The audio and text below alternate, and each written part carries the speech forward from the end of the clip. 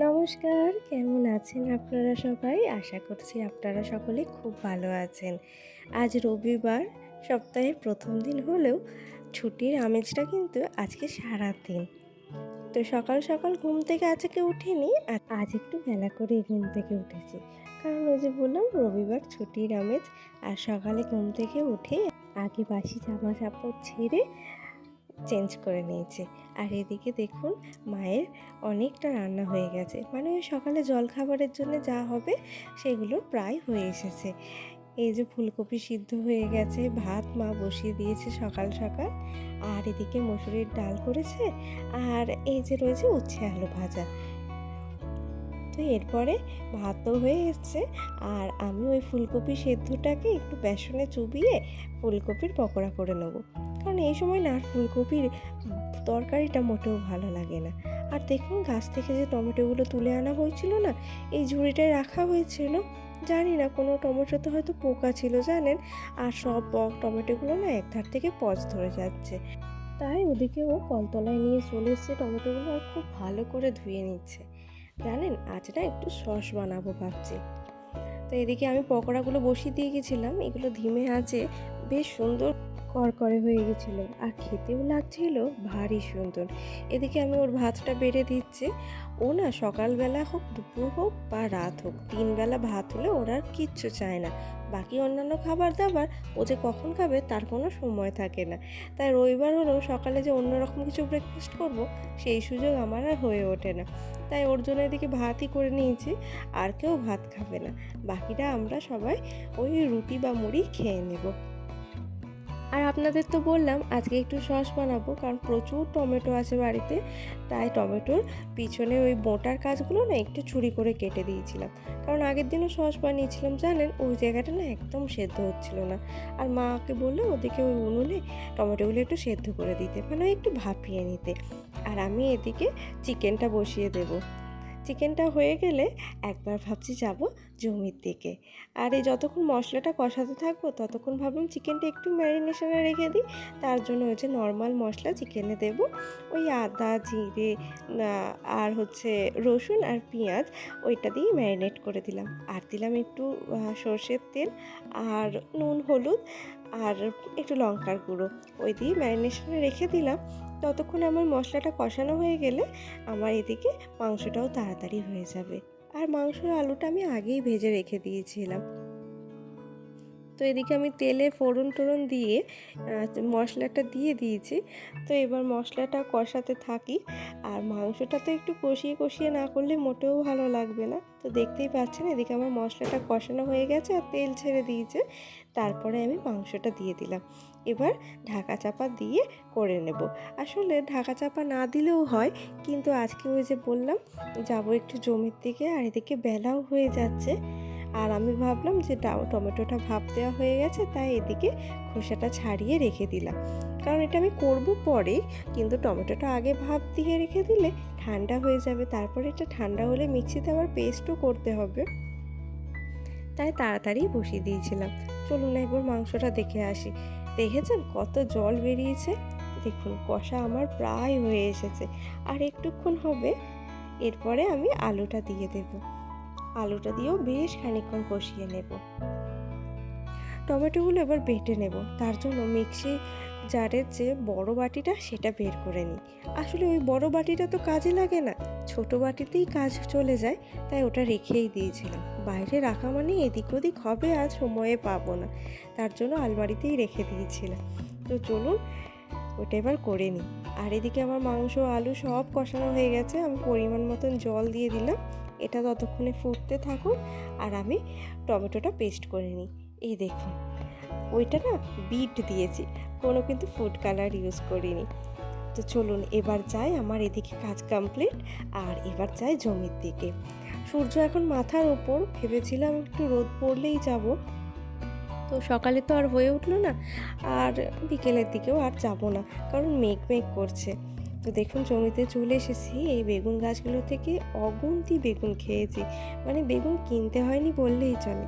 কিন্তু এখন সব বেগুনে পোকা হয়ে যাচ্ছে। এই যে দেখুন একটা টমেটো পেলাম, তাও পোকা। আর ও এসে এখানে গাজরগুলো তুলতে বসে গেছে। জানেন, গাজরগুলো এতই ঘনভাবে বেরিয়েছে না, গাজরগুলো সেইভাবে বাড়তেই পারেনি, বড্ড ছোট ছোট গাজর হয়েছে।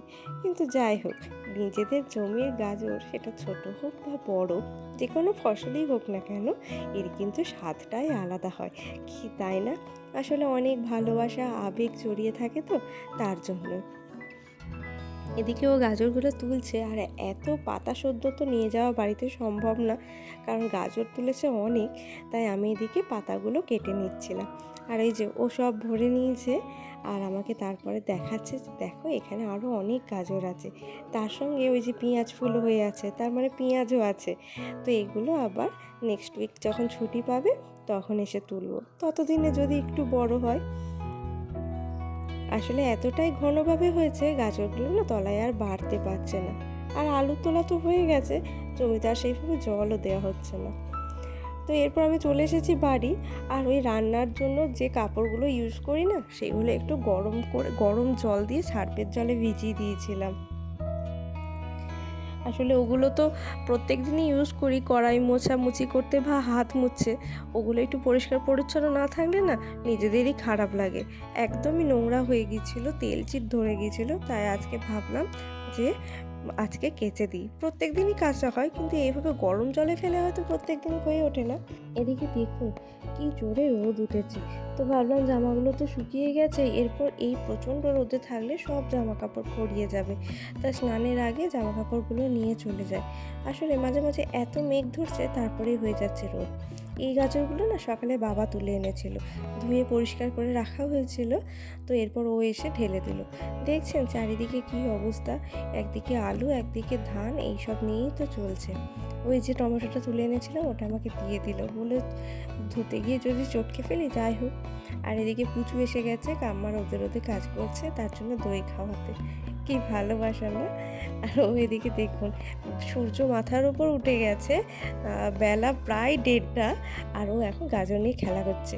মানে কাজের থেকে কাজ তো করছে, তার সাথে সাথে একটু খেলাও করছে। দেখেছেন কত গাজর তুলে এনেছি? তো ভাবুন কত সময় লেগেছে, তার জন্য এত বেলা হয়ে গেছে। তো এদিকে ধুয়ে নিই।